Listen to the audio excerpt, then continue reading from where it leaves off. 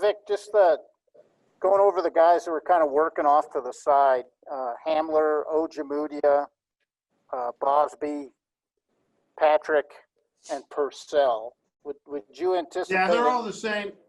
They're all the same as yesterday. They're day to day. I think there's a pretty good chance, better than 50-50, that some of those guys will be out there on Thursday. That was my question. Do you have a sense of which of those guys maybe are ready to go Thursday? Not Ojemudia, not Hamler, obviously. You can refrain from asking me about those two for a while. Hamler longer than Ojemudia. Okay. Patrick, good chance Thursday. Purcell, 50-50, and Bosby, good chance Thursday. Okay. Dude, after yesterday, did you make any changes in your practice today about what you did? A little bit, yeah. It was more, it was a training camp practice, just a little shorter than originally would have been planned, because we're down to, about 65 guys working. Next up, Ryan O'Halloran. Hey, Vic, one of those guys getting some extra snaps was Troy Fumagalli today. What have you seen from him this camp, and can he get into the mix at tight end? Yeah, he's into the mix. Troy's a good receiver, knows how to run routes, can catch it. Always got to improve on his blocking a little bit. But, he's in the hunt. Next one, Troy, go ahead. Coach Fangio, what is you're looking for in that separation at third cornerback spot with Bosby, Devontae Harris, Isaac Yadam? Coach Donatel told us toughness is obviously a trademark of your defensive corners. What are you looking to see as we get closer to the opener for separation in that group? Well, I'm hoping to see that it's so obvious that you guys can make the pick for us. Okay? I don't think that will happen. I think they're all very close. But I'd really like to see one guy surface above the rest and go grab the position and not win it by default. And they all have their pluses and minuses. They've got to accentuate their pluses more, eliminate their minuses, and hopefully we'll find that guy. We got about 19 days to do it. Next up, Nick Kosmider. I think I'm just curious. 10 practices in now. What do you like about what Drew Lock is doing out there, and what's kind of the biggest area for improvement with September 14th approaching? Well, I like Drew's got good talent with the throwing the ball. He can throw the ball in all phases of all parts of the field equally well, meaning short, intermediate, and deep. I like his scrambling ability, which is obvious, and I think he's got a pretty good command of the offense. Even though it's it's a new offense, there is some carryover from last year's offense. He's in a much better spot than he was last year at this time. But it's a guy that only played 5 games, and he's into his second training camp. Last year's got cut short, and I like where he's at, but he still has a lot of improvement to make, I believe. Next up, Eric DeLalla. Yeah, Coach, it looks like KJ's out there with a notebook or something like that. What can he do during this time that he's out to make sure that his transition back to the field once healthy is as short as possible? Well, he needs to do what Drew Lock did last year. Now, he's not going to be as out as long as Drew was last year, but he needs to use this time that he's out to get better. Okay, and how are you going to do that as a receiver who's got a hamstring and injury, can't really run, the same way a quarterback did last year who had a right thumb injury and couldn't do anything? He's got to analyze and dive into this game from the mental aspect and picture himself out there every play, getting a mental rep and going through it and learning. Drew made great strides last year while he was out. We need KJ to make some of those same strides. Now, he's not going to be out as long as Drew was. Next up, Brandon Cristal. Hey, Coach, I got 2 for you. The first one's kind of quick. Does Todd Davis's health affect whether you add linebackers off the street? If he can get back soon, then do you just kind of move on?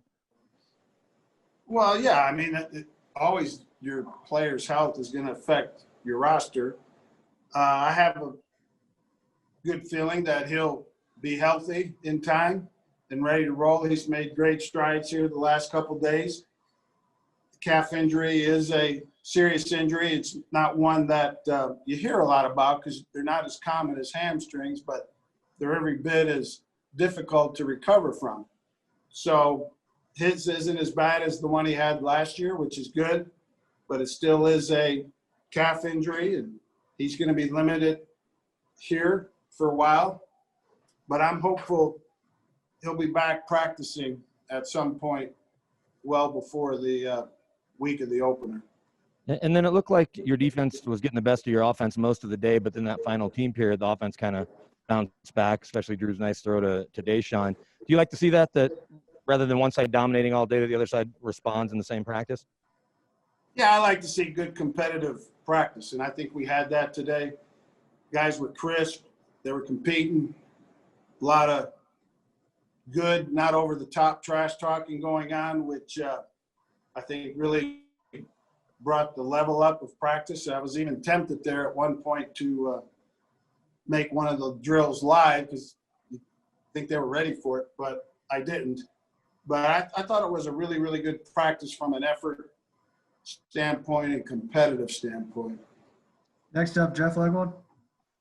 Vic, in terms of meaningful practice snaps with the regulars, is Cushenberry nudging himself into some separation there?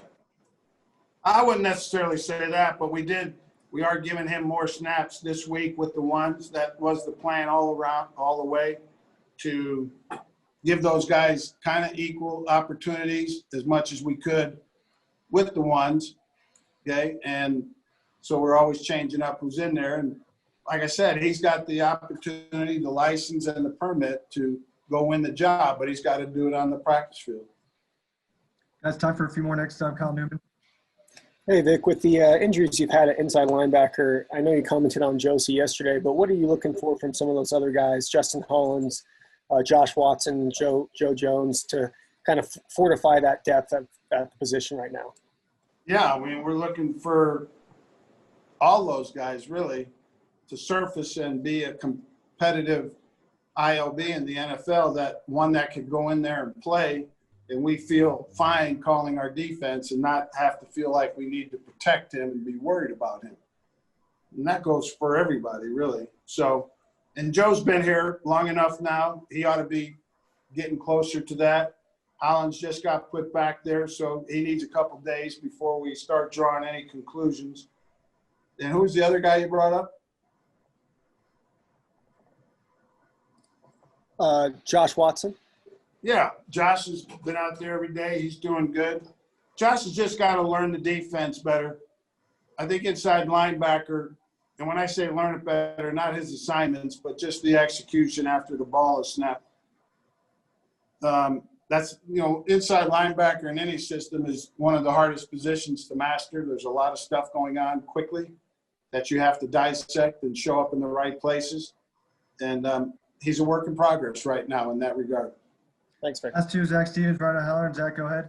Coach, thanks for talking with us. How has Cushenberry done when he's got the reps with the ones this week, and what does he need to continue to improve on for him to grab that job? He's done fine. Yesterday's practice was it was a shells practice, so it was a little harder to decipher, and I haven't seen today's practice yet on tape, but I think he shows progress and hope all the time, even when he has bad plays or negative plays. I think they're fixable, versus, this guy just can't do it. We're hoping into the win there. But I think he'll eventually be able to do what we want him to do. It's just whether he can do it better than Pat and Austin at this point. Last one, Ryan, go ahead. Yeah, Vic, no officials at practice to call penalties, but when you and your staff watch the practice tape, are the guys playing with fundamentals and technique? I think so, for the most part. We do critique them on that. When we think there's a penalty, we point it out. It's hard to have the officials here. The NFL is not sending out the officials like they usually do to camp. And to bring in college or high school officials, they have to go through the testing. They have to take up spots on your tiers there. So it's harder to get them in. But we're trying to do a good job of that as coaches. And a lot of coaches think they're officials anyway. So we are watching it.